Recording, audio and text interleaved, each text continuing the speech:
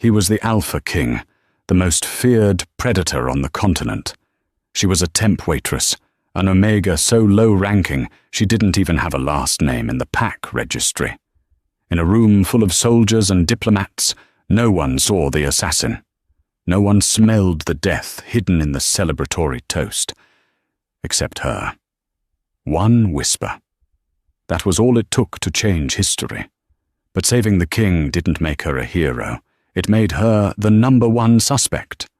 Why did the shy Omega know the scent of a poison that hadn't been used in 100 years?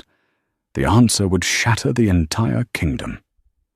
The crystal chandeliers of the grand hall at the Sterling estate didn't just sparkle, they seemed to judge everyone beneath them. For Sophie, a 20-year-old Omega from the destitute Grey Creek sector, the judgment was heavy. She kept her head down, her eyes fixed on the tray of canapes in her trembling hands. "Keep moving, 304. The head of staff, a rigid beta woman named Mrs. Gable, hissed into her earpiece. "Do not make eye contact with the dignitaries. You are furniture. You are air. If you drop anything, don't bother coming back to the kitchens." Sophie nodded slightly, adjusting the high collar of her stiff uniform.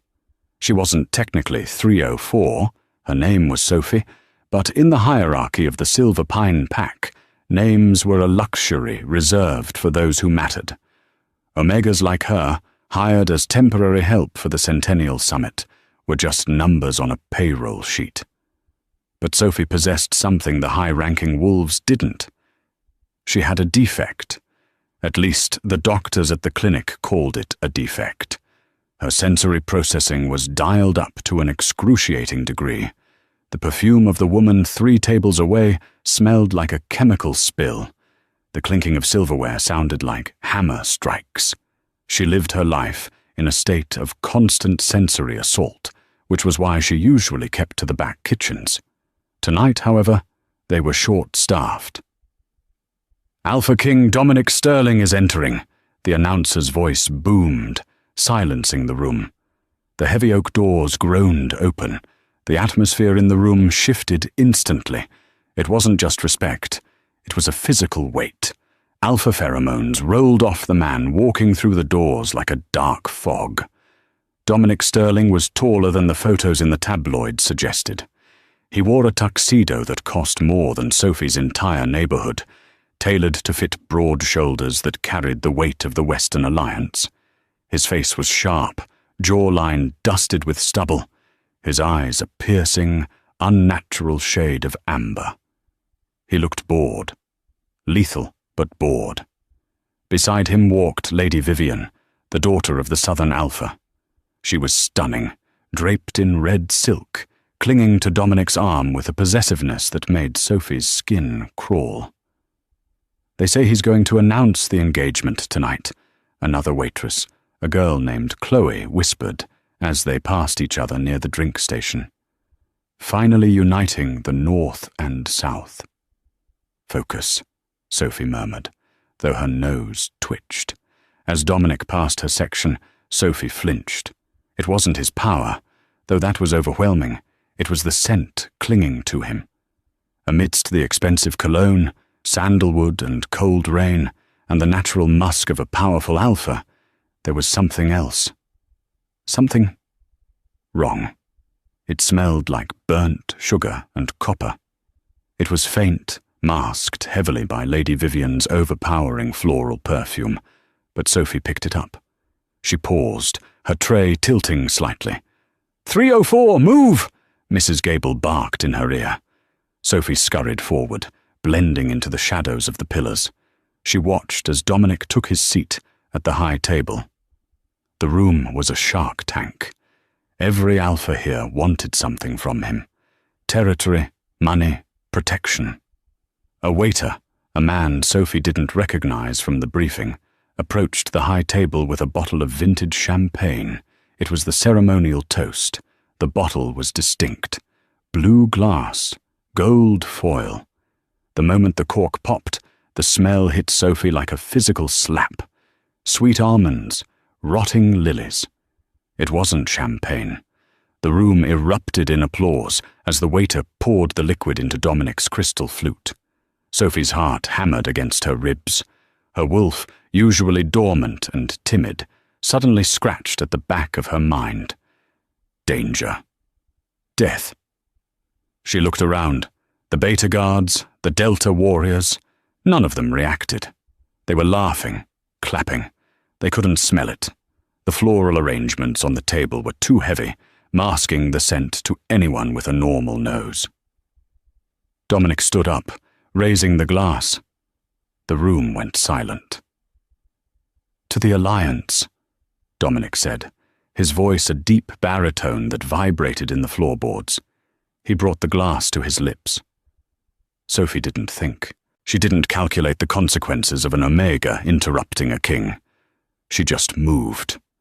Her tray hit the floor with a crash that echoed like a gunshot. Champagne flutes shattered, sending shrimp canapes flying across the polished marble. The silence that followed was absolute. 300 heads turned. Security guards reached for their sidearms. Sophie stood there, frozen, her chest heaving. She was 10 feet away from the high table. Dominic had paused, the glass inches from his mouth, his amber eyes locking onto her. He looked annoyed. "Remove her!" Lady Vivian snapped, her face twisting in disgust. "Can't you get good help these days?" 2 massive guards stepped toward Sophie. "Don't drink it!" Sophie's voice was a squeak, barely audible. The guards grabbed her arms, their grip bruising. "Let's go, trash!" one of them growled. "No!" Sophie struggled, panic overriding her fear of authority. She looked straight at Dominic, her eyes wide and desperate. "The glass! It smells like nightshade and copper. Don't drink it." The word nightshade caused a ripple of confusion. It was an old poison, the kind used in the brutal wars of the last century. Dominic didn't lower the glass. He stared at her, his expression unreadable. "Let her go," he commanded softly. The guards hesitated, but released her. Sophie stumbled forward, falling to her knees. She kept her head down, exposing her neck, a sign of total submission. "Nightshade has no scent," Dominic said, his voice cool. "That is why it is so deadly. Are you accusing my staff of treason, little Omega?" It has a scent to me, Alpha," Sophie whispered, trembling. "It smells like sweet almonds under the flowers. Please, just smell it." Lady Vivian laughed, a harsh, tinkling sound. "Oh, for the moon's sake, Dominic. She's probably drunk or high. Look at her. She's just trying to get your attention. Drink the toast so we can have this girl thrown in the cells." Dominic looked at Vivian, then back at the girl shivering on the floor. He was an Alpha King for a reason. He survived because he trusted his instincts. And right now, his wolf was curious. Slowly, deliberately, Dominic lowered the glass. He dipped a finger into the golden liquid. "Dominic, really?" Vivian scoffed. Dominic ignored her. He rubbed the liquid between his thumb and forefinger, then brought it to his nose. He sniffed. Nothing. Just expensive grapes. But then he looked at the waiter who had poured it. The man was sweating. Not the sweat of a busy server, but the cold, clammy sheen of fear. "Bring me the tester," Dominic ordered, his voice dropping an octave. The room went deadly quiet. A royal physician rushed forward with a small chemical kit. Dominic handed over the glass. The physician dipped a test strip into the wine. Everyone waited. Sophie squeezed her eyes shut, praying she wasn't wrong. If she was wrong, they would kill her for ruining the ceremony. The strip turned a violent, pitch black. The physician gasped, dropping the strip. "Lethal dose, sire. Concentrated monkshood and cyanide. 1 sip would have stopped your heart in seconds." Chaos erupted. "Seal the doors!" Dominic roared, the sound transforming into a partial roar that shook the windows. The waiter who poured the drink lunged for a steak knife on the table, but Dominic moved with blurring speed. He vaulted the table, tackling the man to the ground. The sound of breaking bone echoed through the hall. Sophie scrambled backward, trying to hide under a table, terrified by the violence. "Secure the room! No one leaves!" the head of security screamed. In the mayhem, Dominic stood up, straightening his suit jacket. He looked at the unconscious waiter, then turned his head. His eyes scanned the room until they landed on the small, trembling figure of Sophie, huddled near the spilled shrimp. He walked toward her. The crowd parted like the Red Sea. Dominic stopped in front of her. He towered over her, his shadow engulfing her. Sophie couldn't breathe. She stared at his polished shoes. "Stand up," he commanded. Sophie shakily got to her feet. She was short, barely reaching his chest. She refused to look him in the eye. "Look at me." She slowly lifted her gaze. Dominic studied her face, the smudge of flour on her cheek, the frayed collar of her uniform, the terrifyingly dilated pupils. "What is your name?" he asked. "Sophie, sir. Just Sophie." "Sophie," he tested the name on his tongue. "You smelled what my best sensors missed. You smelled what I missed." I have a sensitive nose, Alpha," she whispered. "Evidently." He stepped closer, invading her personal space. He leaned in, inhaling her scent. Sophie froze. This was intimate. Too intimate. "Vanilla and fear," Dominic murmured. "And something else." He pulled back, his eyes narrowing. "You saved my life, Sophie. Which begs the question, how did you know the poison was there, unless you were the one who helped plant it and got cold feet?" Sophie's heart stopped. "No, I swear, I just—" "Silence!" Dominic cut her off. He turned to his head of security, a scarred wolf named Silas. "Take her to the East Wing. Put her in the isolation suite. I want her watched 24/7. No one speaks to her but me." "Am I under arrest?" Sophie asked, tears welling up. Dominic looked back at her, his expression unreadable. "You're either the most valuable asset I've ever found, or the most dangerous spy in this room. Until I figure out which, you belong to me." The isolation suite in the East Wing was larger than the entire apartment Sophie shared with 3 other Omegas back in Grey Creek. It had a fireplace, a velvet armchair, and a window overlooking the sprawling gardens, but the door was locked from the outside. It had been 3 hours. Sophie sat on the edge of the massive bed, picking at a loose thread on her uniform.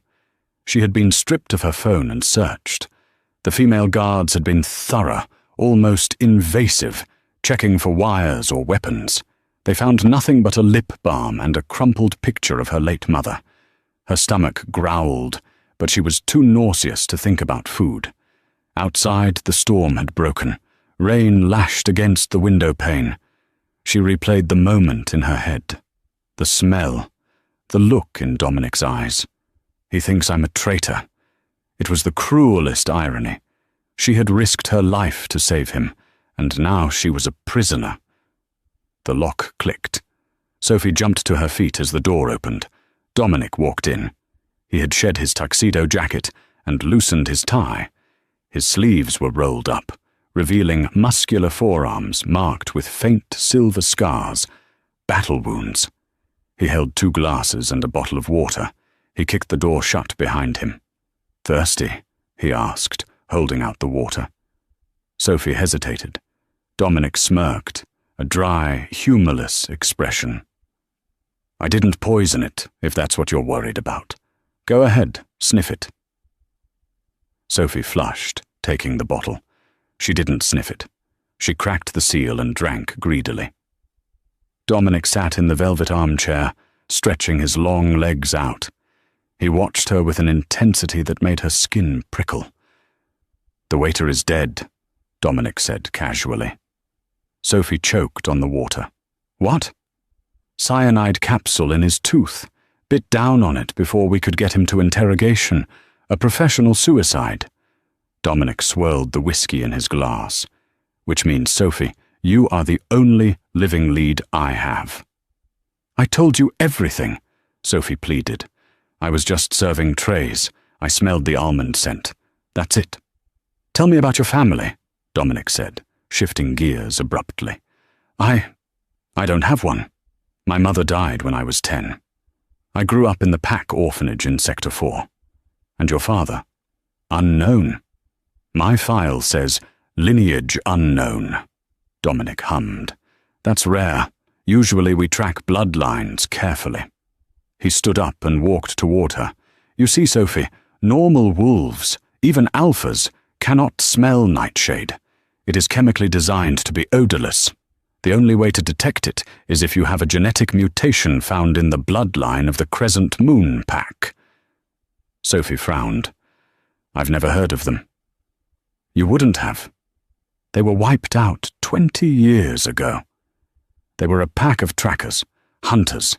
They had senses sharper than any other wolf. Dominic stopped inches from her. If you are one of them, you are a rarity. A ghost. He reached out, his hand hovering near her face. Sophie flinched, but he didn't strike her. He tucked a loose strand of hair behind her ear.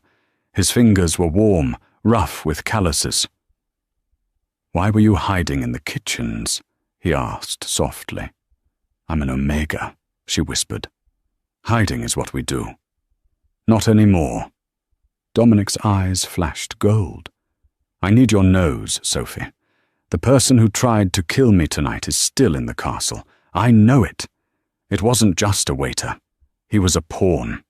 The player is someone close to me. Lady Vivian?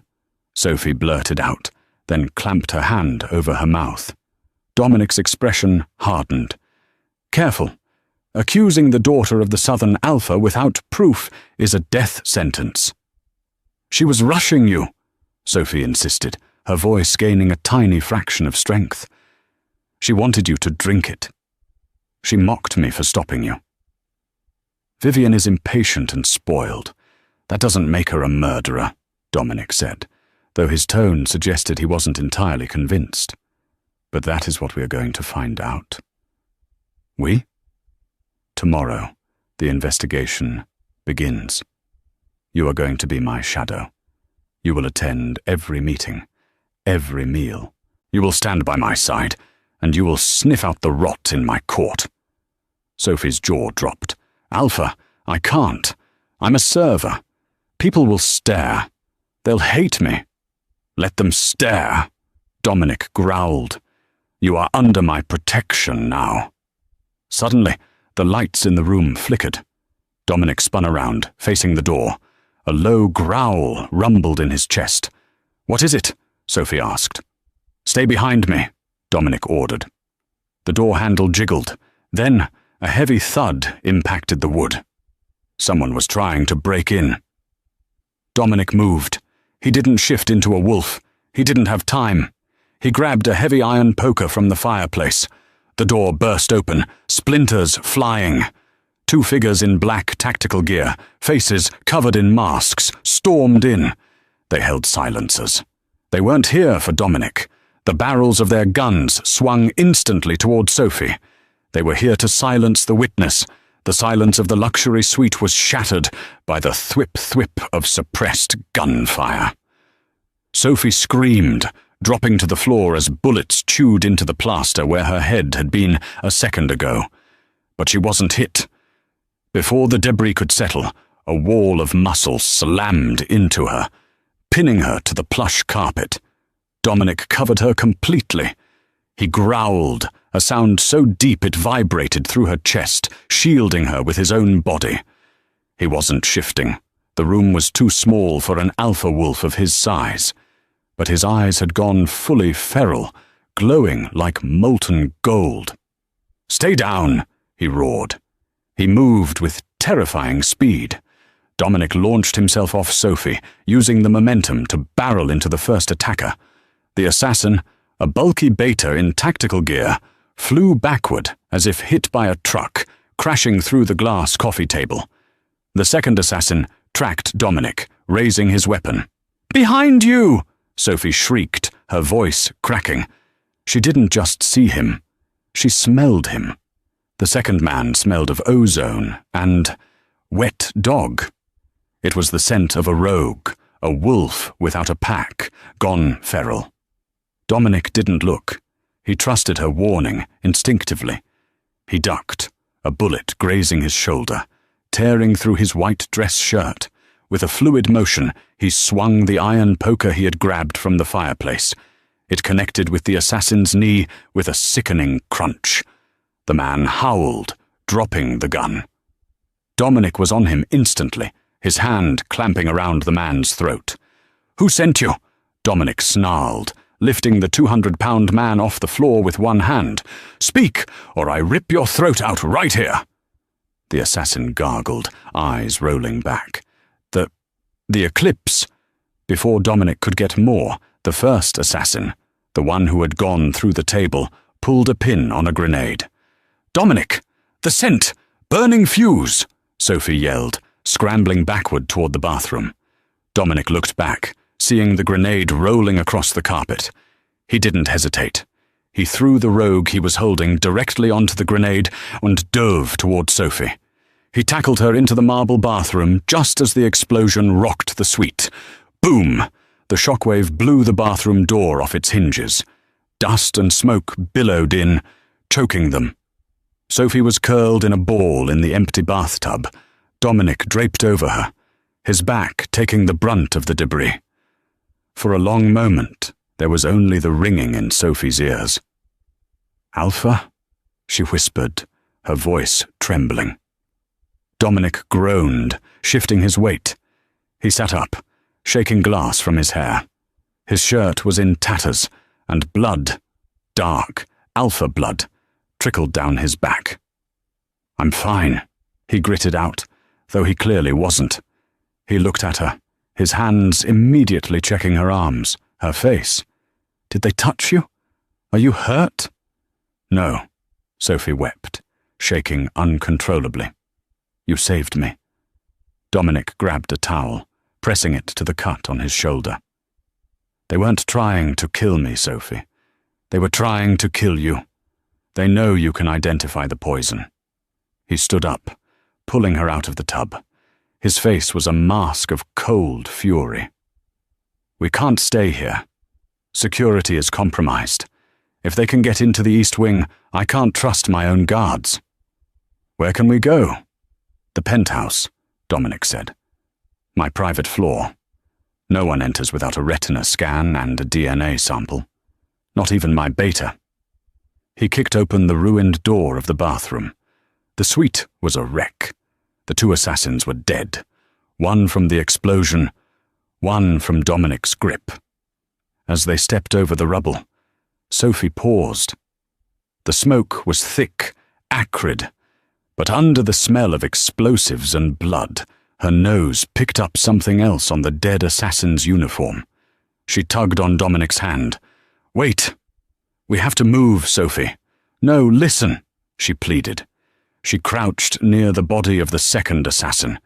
She didn't touch him, but she leaned in, inhaling deeply. "He smells like cedar sawdust and industrial solvent." Dominic frowned. "So, he's a mercenary. He probably works out of a warehouse." "No," Sophie shook her head, her eyes wide. "It's a specific solvent. It's turpentine B4. My foster father used to work at the docks. They only use that chemical in one place in the city because it's illegal now. The old shipyards." Dominic stared at her. The old shipyards were abandoned territory, a perfect place for a staging ground. "You're sure?" "I never forget a scent," she said quietly. Dominic looked at her with a newfound respect. It wasn't just a biological quirk. She was a weapon, a living, breathing lie detector. He reached out, grabbing her hand firmly. "Let's go. We have a war to plan." The penthouse was a fortress of glass and steel at the very top of the Sterling Tower. It overlooked the entire city, a view reserved for gods and kings. Sophie felt painfully out of place. She had showered in a bathroom larger than her bedroom, scrubbing the soot from her skin. Dominic had given her one of his shirts, a white button-down that hung to her knees like a dress, while he had called in a specialist to bring her clothes. When she walked into the living area, Dominic was on the phone, pacing. He had healed already, the wounds on his back nothing but faint white lines. He was dressed in a fresh black suit, looking every bit the ruthless CEO and alpha king he was. He hung up as he saw her. His gaze raked over her, lingering for a second on her bare legs before snapping back to her face. "My beta Silas is locking down the perimeter," Dominic said, his voice clipped. "We are going to the council breakfast in 1 hour." "Me?" Sophie squeaked. "I can't go down there. Everyone saw me scream about poison. They think I'm crazy." "They will think what I tell them to think," Dominic said. "I am introducing you as my new truth seeker. An archaic role, but one the council respects. You will sit by my side, you will eat what I eat, and you will smell every person who walks within 5 feet of me. And if I smell the poison again, you squeeze my leg under the table," Dominic instructed. "Do not speak, do not react, just signal me." A buzzer sounded. Dominic checked a monitor. "That's the stylist. Get dressed. We have wolves to hunt." The council room was a cavernous hall lined with dark mahogany. The long table was seated with the 12 most powerful alphas and diplomats of the Western Alliance. When the doors opened and Dominic walked in, the room went silent. But the silence deepened when they saw who was walking beside him. Sophie wore a sleek, charcoal grey business suit that had been tailored to her frame in record time. Her hair was pulled back in a severe, elegant bun. She looked professional, but her heart was hammering a frantic rhythm against her ribs. "Gentlemen," Dominic said smoothly, pulling out a chair at the head of the table. He didn't sit until he had pulled out the chair to his right for Sophie. A murmur went through the room. That was the seat of honor, usually reserved for a mate or a second in command. "Dominic," a voice dripped with faux sweetness. Lady Vivian sat across from them, looking impeccable in emerald green. "Is this a joke? You brought the waitress? The one who ruined the toast?" "This is Sophie," Dominic said, his voice dropping to a warning growl. "She is under my personal protection, and she is here to ensure the safety of this council." "Safety?" scoffed an older man with grey hair and a monocle.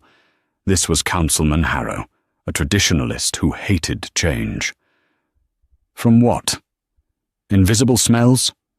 "From traitors," Dominic said, staring Harrow down until the older wolf looked away. "Let us eat." The breakfast was tense. Sophie didn't eat. She sat rigid, her senses dialed to 11. The room was a cacophony of smells: coffee, bacon, expensive perfume, nervous sweat, and the underlying musk of aggression. She focused. She peeled back the layers of scent one by one. Vivian smelled of roses and jealousy. Bitter, but not murderous. Silas, Dominic's beta, smelled of gunpowder and loyalty. Clean. The French diplomat smelled of cigarettes and a mistress. Sophie's nose twitched. A drift of air came from the far end of the table. It was faint, almost gone, but it was there. Burnt sugar. Copper. The nightshade. Sophie froze. She followed the scent trail. It wasn't coming from the food, it was coming from a person. She slowly turned her head, scanning the guests. The scent was wafting from a leather briefcase sitting on the floor next to Councilman Harrow. But it wasn't Harrow's scent. It was the scent of the person sitting next to him. A man named Victor Krell.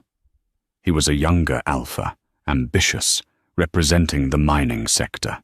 He was smiling, cutting his steak with precise movements. Sophie leaned in slightly. Yes. Under his expensive cologne, deep in the fibers of his cuff, was the residue of the poison. And something else. Cedar sawdust. The same scent as the assassin in the hotel room. Sophie's hand went under the table. She found Dominic's thigh. His muscle was hard as rock. She squeezed twice. Dominic didn't flinch. He didn't stop chewing. But the air around him grew colder. The temperature in the room seemed to drop 5 degrees. He turned to her, his face impassive. "Yes, Sophie?" She leaned close to his ear, her breath hitching. "Victor Krell," she whispered, barely moving her lips. "He smells like the assassin. And the poison is on his cuff." Dominic nodded slowly. He dabbed his mouth with a napkin.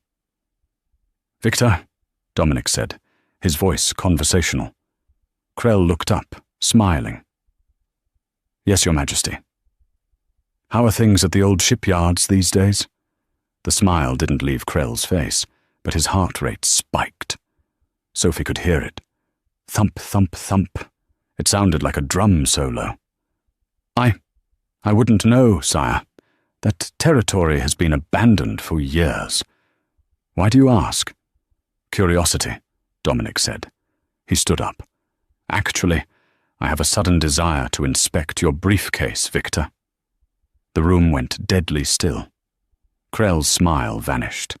"This is outrageous," Krell snapped, standing up. "You can't just—" "Sit down," Dominic commanded.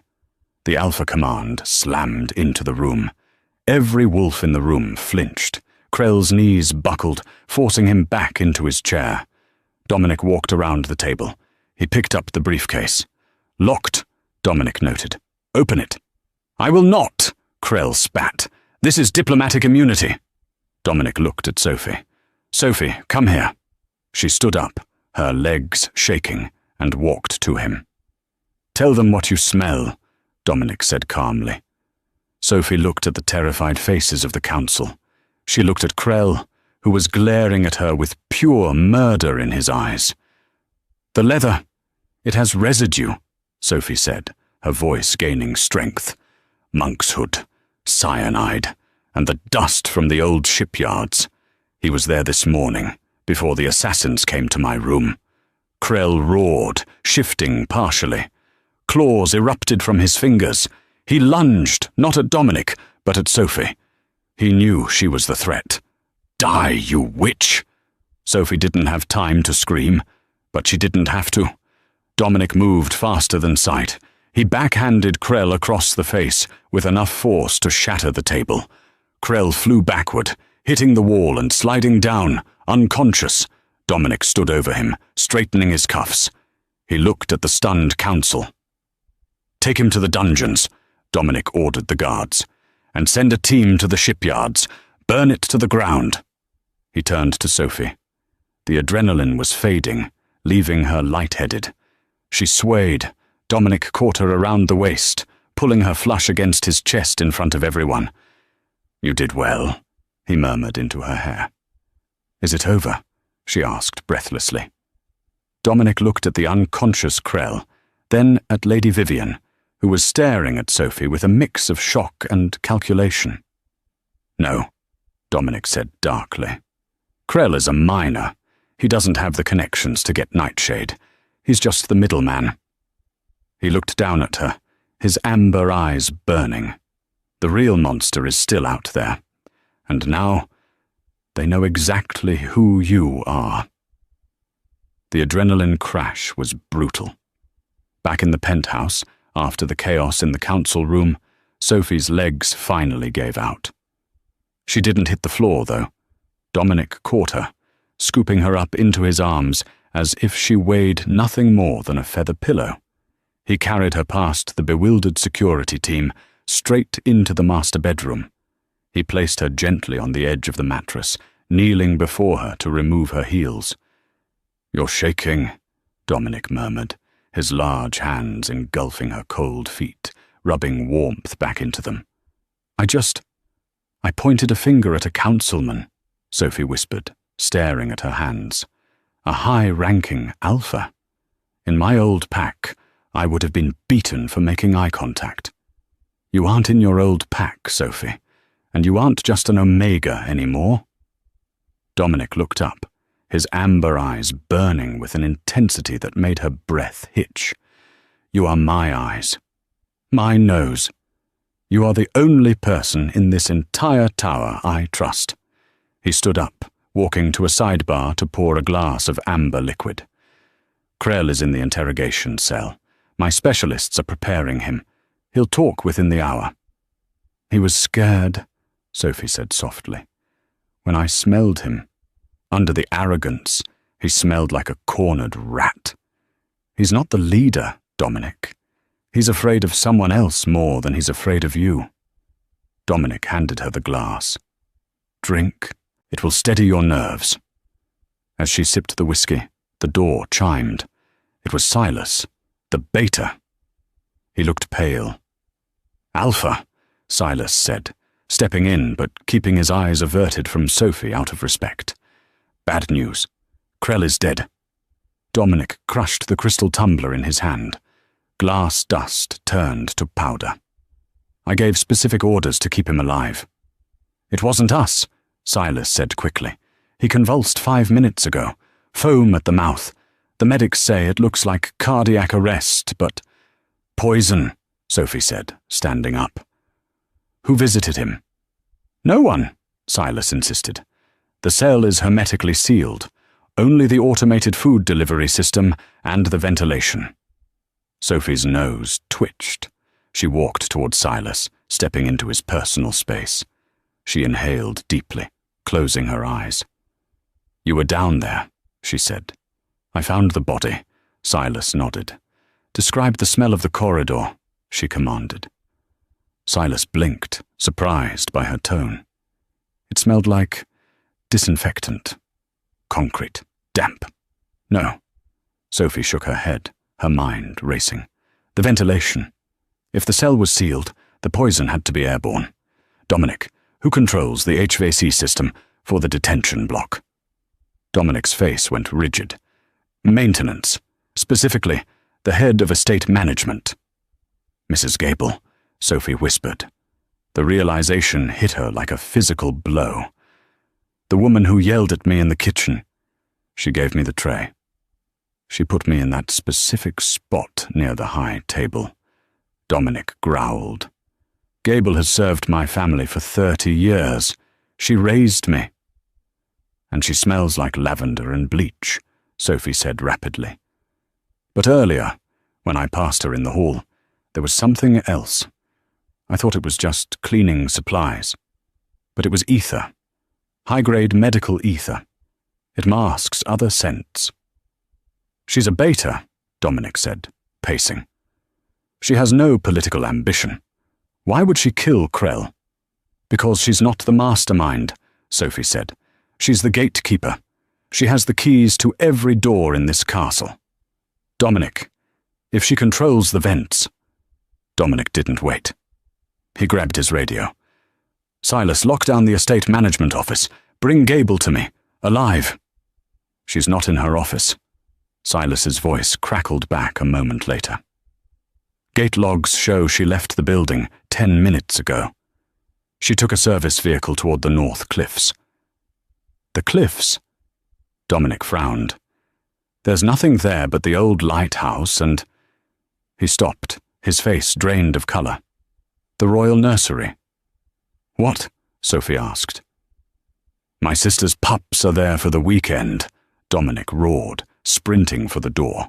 If she's going there, she's not fleeing. She's taking hostages. He grabbed Sophie's arm. I need you. If she's planted gas or poison, you're the only one who can detect it before it kills them. Can you run? Sophie kicked off her heels completely. Try to keep up. The drive to the North Cliffs was a blur of rain and speed. Dominic drove the armoured SUV like a madman, drifting around the cliffside corners. When they arrived at the nursery, a secluded stone cottage overlooking the churning ocean, it was dark. Too dark. Stay behind me, Dominic ordered, stepping out into the rain. The storm was raging again, the wind howling, which was bad. It scattered scents, making it harder for Sophie to track. They approached the front door. It was ajar. "I smell copper," Sophie whispered, clutching Dominic's wet jacket. "Blood." Dominic slammed the door open. Inside, 2 guards lay unconscious, bleeding from head wounds. But they were alive. "The pups!" Dominic yelled. "Gone," Sophie said, sniffing the air. "I smell wet fur, fear, and Mrs. Gable. She went out the back." They rushed through the house to the rear terrace. A path led down the cliff face toward the old lighthouse. "There," Dominic pointed. A light flickered in the lighthouse tower. "Dominic, wait." Sophie grabbed his arm. "The wind shifted. I smell something else coming from the tower. It's not poison." "What is it?" "It's gunpowder. Massive amounts of it." Sophie's eyes widened in horror. "The whole base of the tower. It smells like a bomb." Dominic froze. If he rushed in, he might trigger a trap. But his nieces and nephews were in there. "I have to go," he said, his voice ragged. "No," Sophie said firmly. "She expects an alpha to kick down the door. She doesn't expect a mouse." "Sophie, no. I can fit through the drainage vent," she said, pointing to a small grate near the foundation. "I can smell where the tripwires are. You can't. Let me get the pups out. You draw her attention." Dominic looked at her. He saw the terror in her eyes, but he also saw steel. She was risking everything for children she didn't know.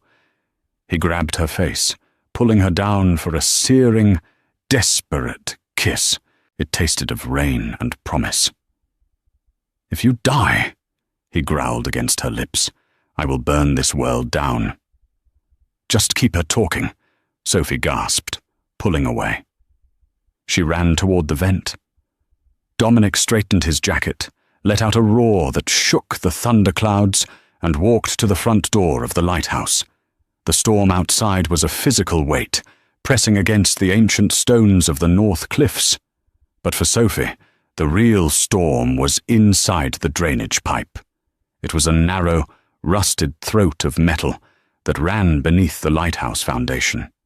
It smelled of 80 years of neglect, rotting kelp, dead rats, and the metallic tang of corroding iron.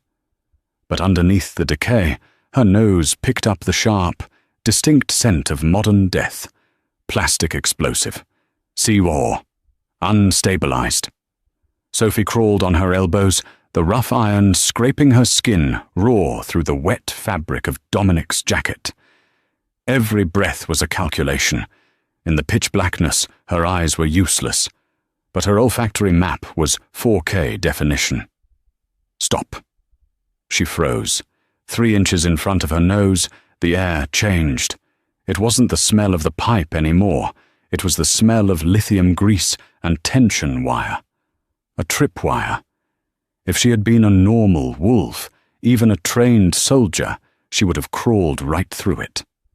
The wire was likely fishing line, invisible in the dark, but the grease on the spring mechanism gave it away.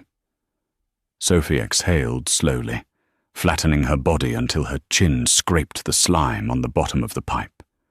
She slithered under the scent of the grease, her heart hammering against her ribs like a trapped bird. She reached the end of the pipe. A grate barred the way, but the screws were rusted almost to dust. She pushed. With a groan of metal that sounded like a scream in the silence, the grate gave way. Sophie tumbled out onto the concrete floor of the lighthouse basement. She gagged. The smell here was overwhelming. It wasn't just a few crates of explosives. The entire basement was wired. She smelled the acidic bite of blasting caps, and the chemical sweetness of accelerant poured over the wooden support beams. This wasn't a hostage situation. It was a demolition site. They never intended for anyone to leave this tower alive. Voices drifted down from the spiral staircase above. They were distorted by the wind howling outside, but Sophie's ears swiveled, catching the pitch. Foolishness. keeping them alive this long," a male voice sneered. It was smooth, cultured, and reeked of vintage port and decay. "Councilman Harrow. He needs to see them die," Mrs. Gable's voice answered. She sounded jagged, smelling of sweat and adrenaline.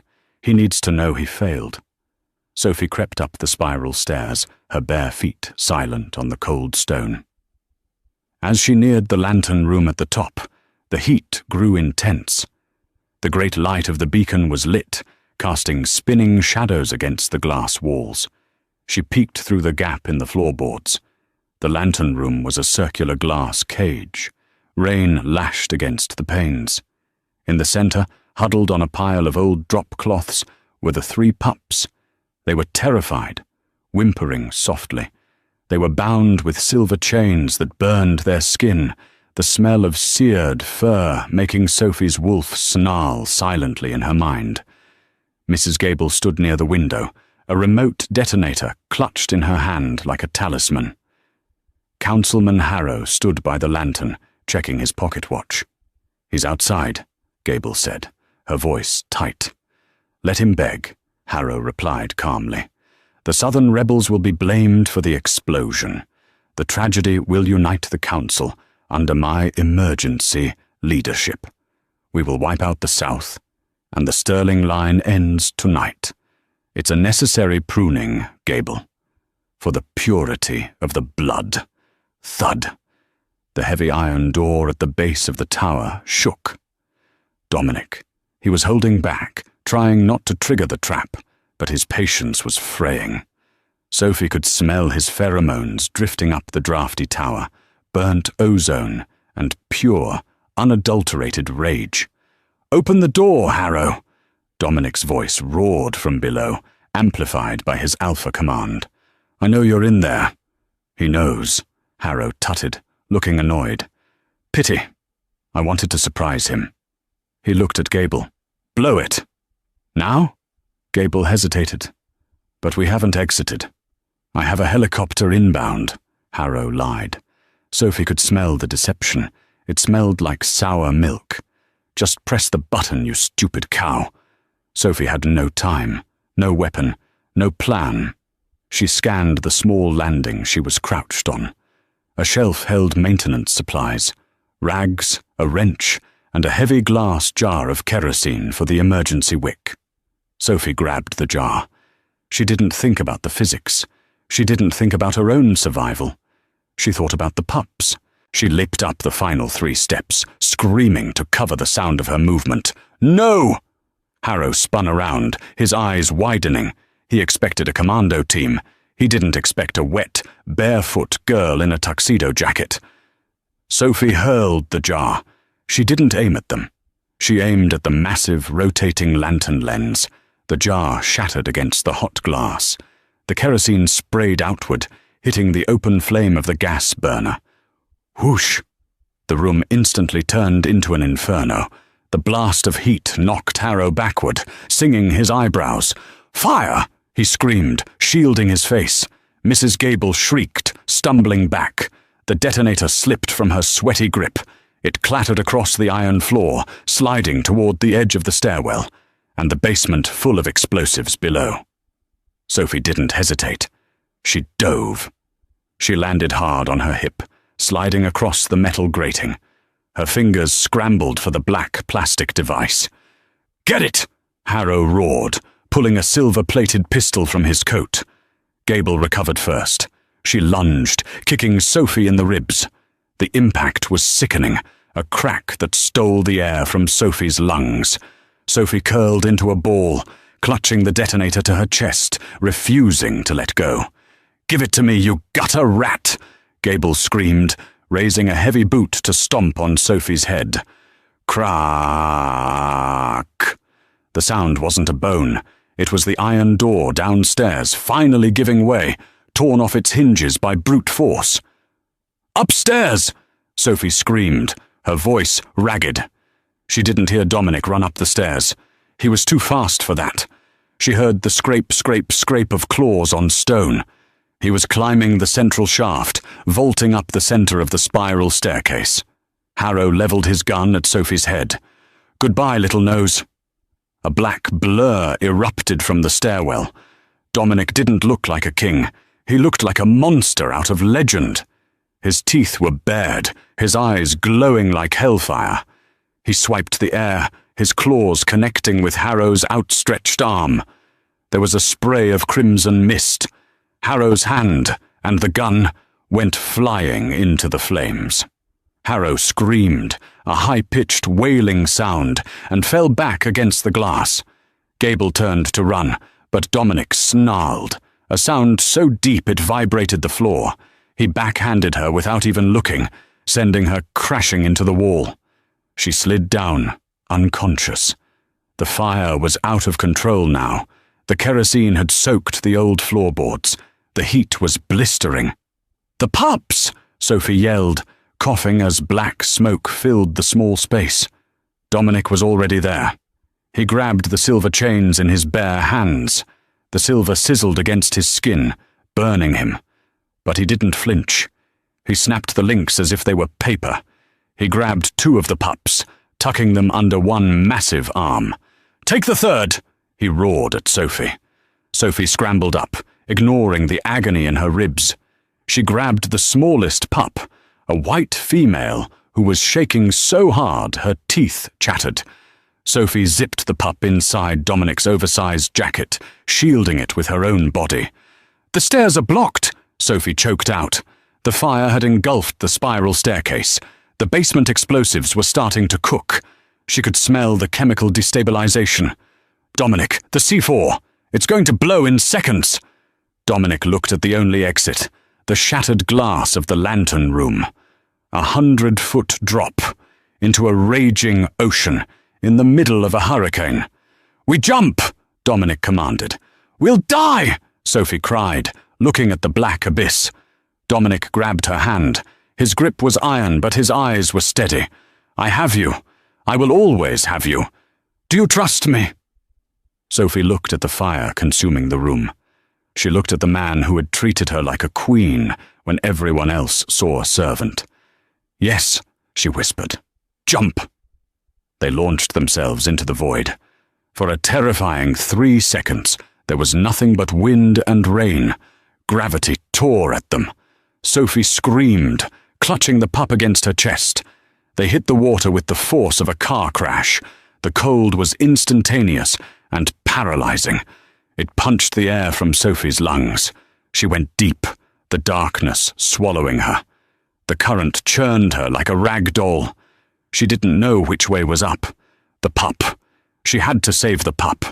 She kicked, her limbs feeling like lead. Suddenly, a strong arm wrapped around her waist. Dominic. Even in the crushing depths, he was powerful. He kicked his legs, propelling them both upward, fighting the angry ocean. They broke the surface, gasping for air. Boom! The shockwave hit them a split second later. The lighthouse above them vanished in a blinding sphere of orange fire. Debris rained down. Chunks of stone, burning wood, and twisted metal hissing as they hit the water. Dominic shielded her with his body, taking the brunt of the falling debris. He dragged her through the swells, swimming with superhuman strength toward the shore. When they finally crawled onto the rocky beach, Sophie couldn't move. She lay in the wet sand, coughing up seawater, shaking uncontrollably. Dominic dropped the 2 pups he was carrying. They shook themselves off, whining but alive. He crawled over to Sophie. He was bleeding from a dozen cuts, his shirt gone, his skin burned from the silver. But he didn't care. "Sophie," he rasped, rolling her onto her back. "The pup." Sophie unzipped the jacket. The little white wolf poked its head out and licked Sophie's chin. Dominic let out a breath that was half laugh, half sob. He collapsed next to her, pulling her into his arms. "You jumped," he whispered into her wet hair. "You crazy, wonderful, impossible woman. You jumped." "You pushed me," Sophie chattered, her teeth clicking. "Details," Dominic murmured. He leaned back, looking at her face, illuminated by the burning ruins of the lighthouse. You saved my pack. You saved my air. You smelled the trap when I walked right into it. It smelled like sour milk, she whispered, her adrenaline fading into exhaustion. Dominic kissed her forehead, then her nose, then her lips. Rest now, truth seeker. I've got you. 2 weeks later, the Stirling estate was unrecognizable. The tension that had hung over the castle for years, the fear of spies, the political maneuvering, was gone, scrubbed away like grime. The grand hall was filled to capacity. Every alpha, beta, and diplomat from the Northern and Southern Alliance was present. The air was thick with scents, expensive perfumes, roasted meats, and the heavy musk of anticipation. Sophie stood in the preparation room, staring at herself in the full-length mirror. She didn't see 304 anymore. She wore a gown of liquid silver that shimmered with every breath. It was backless, revealing the faint, healing bruise on her ribs, a mark of honor she refused to hide with makeup. Her hair was cascading in waves down her shoulders. "Are you ready?" Sophie turned. Dominic stood in the doorway. He wore his ceremonial black uniform, medals gleaming on his chest, but his eyes were soft. "I'm terrified," Sophie admitted. "They're all out there, judging." "Let them judge," Dominic said, walking over to stand behind her. He placed his hands on her shoulders. "Do you know what I smell when I walk out there now?" Sophie shook her head. "Respect," Dominic said, "and fear, but not of me. Fear of you." Sophie blinked. "Me? They know what you did, Sophie. They know you walked into a fire to save pups that weren't yours. They know you sniffed out a conspiracy that blinded the entire council. You aren't a waitress to them anymore. You are the woman who brought down Harrow." He offered her his arm. "Shall we?" They walked out together. The moment the double doors opened, the noise was deafening, but it wasn't the polite applause of the last summit. It was a roar, a primal, chest-beating roar of approval from the pack. Dominic led her to the dais. He stepped to the microphone. "For generations," Dominic began, his voice silencing the room instantly. "The Stirling line has believed that strength is measured in claws and teeth. We believed that power was about who could hit the hardest." He looked at Harrow's empty seat at the council table. "We were wrong. True power is seeing the truth when everyone else is blind. True power is the courage to speak when you are told to be silent." Dominic turned to Sophie. He didn't just hold her hand.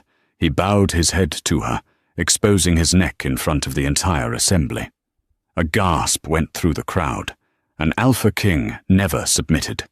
"She is the shield that guards this pack," Dominic declared, raising his head, his eyes flashing gold. "She is the sensor that detects the poison in our midst. She is Sophie of the Silver Pine." He reached for the velvet cushion held by Silas. On it sat the moonstone circlet, the crown of the Luna, unworn since his mother died.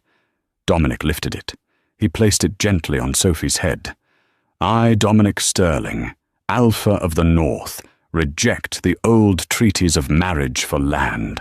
I choose my mate for her soul." He turned to the crowd. "Behold your Luna." The cheer that erupted shook the chandeliers. Sophie looked out at the sea of faces. She focused on her nose.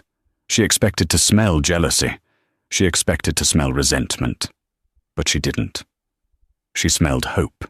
She smelled relief. She smelled loyalty. She looked up at Dominic, tears pricking her eyes. "I think they like me." Dominic pulled her close, kissing her deeply in front of the cameras, the diplomats, and the world. "They adore you," he whispered against her lips, "but not half as much as I do." Sophie smiled, burying her face in his chest. He smelled of rain, of sandalwood, and of safety. It was the best scent she had ever known. And that is the incredible story of Sophie and the Alpha King. From an invisible waitress to the savior of the kingdom, Sophie proved that your greatest flaw can actually be your greatest superpower. Dominic learned that true strength isn't just about muscle. It's about trusting the partner who sees what you can't. If this story kept you on the edge of your seat, please smash that like button. It helps the channel so much. Don't forget to subscribe and turn on notifications so you don't miss the next romance drama. I have a story coming up about a rejected mate who becomes a billionaire CEO. You won't want to miss it. Thanks for watching.